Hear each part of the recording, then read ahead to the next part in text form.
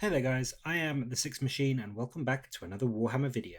So we got the next article up today from Warhammer Community. This time we cover the high-speed huntsman of the second company, the Ravenwing. So let's dive in and take a look at what we're going to be getting for them. First off, the big thing, which I know I and many other Dark Angel players will love, is the second company rule.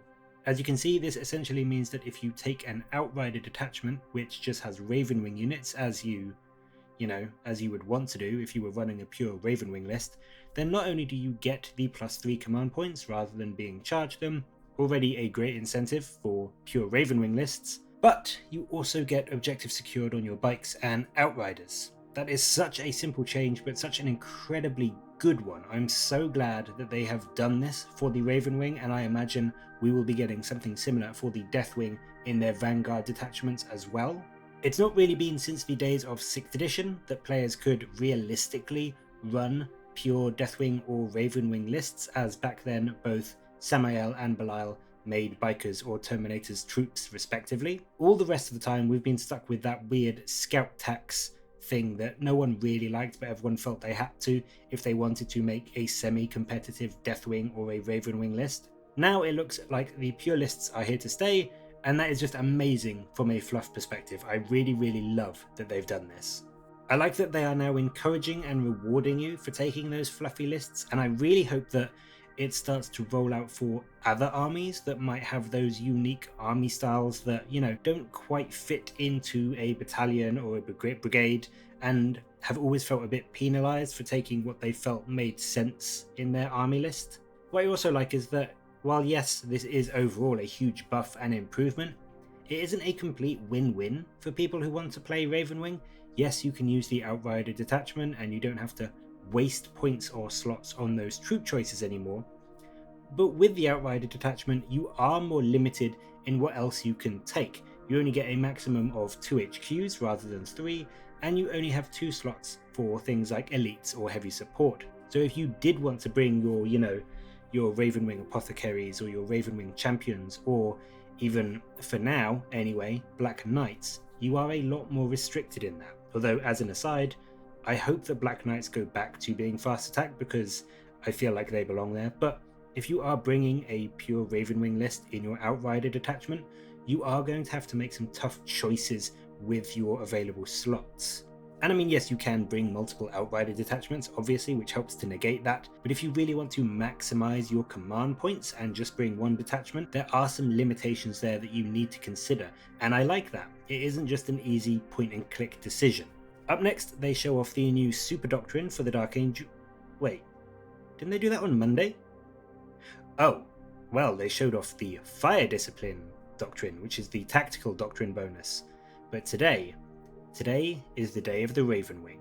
Speed of the Raven is the name of this doctrine ability, and in Devastator Doctrine, so turn 1, Ravenwing models can move an extra 3 inches, and Ravenwing units can shoot, even if they advanced, albeit with the -1 to hit penalty. This is incredible. Absolutely incredible.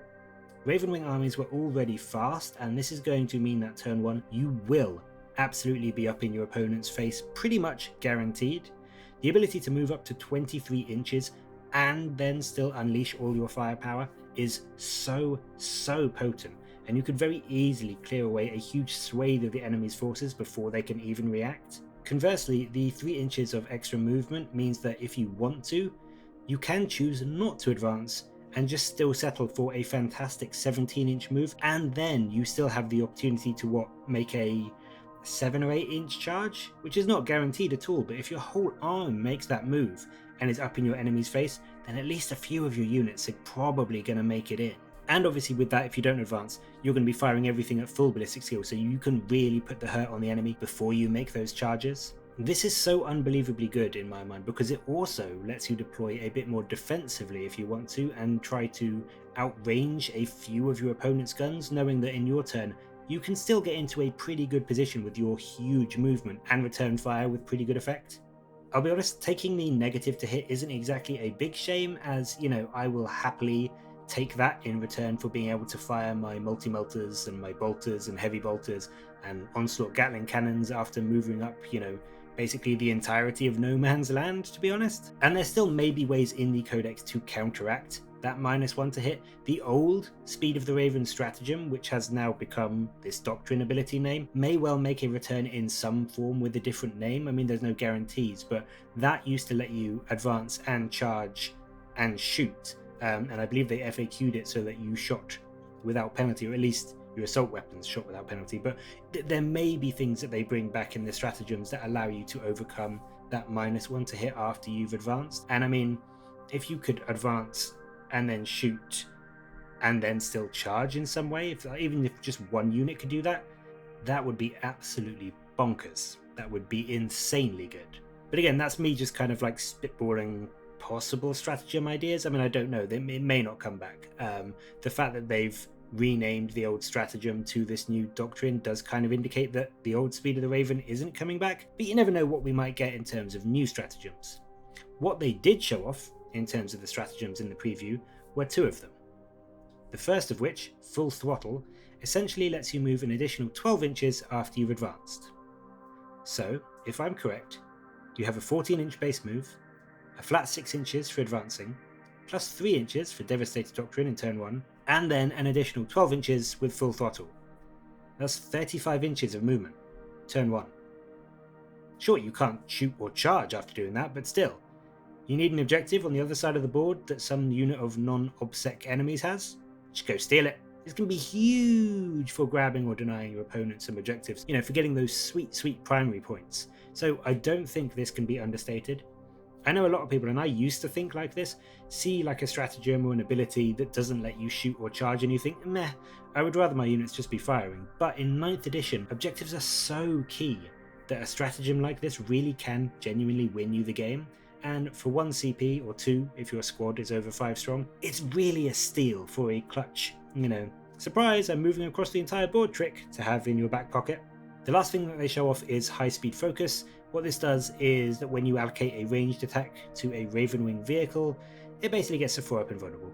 Nice and easy. For 1 CP, giving your land speeder or your flyers a 50-50 chance to survive is really nice, especially if it's one of the expensive speeders like the Vengeance or your Dark Talon that you really want to keep alive to drop some bombs.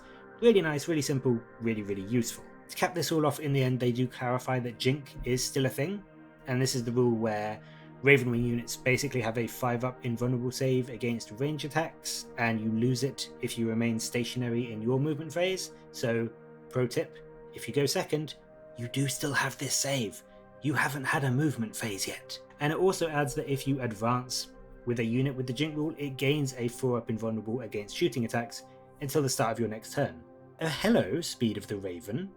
Turn 1, you advance up your 23 inches, unleash all of your firepower into your enemy, and then basically your entire army has a 4-up invulnerable save against shooting in return? That is insane. That is so good. I mean, sure, I think melee is still going to be a bit of a problem for Ravenwing lists, because Ravenwing lists, I mean, Black Knights are okay, but for the most part, Ravenwing lists don't have much dedicated good melee units.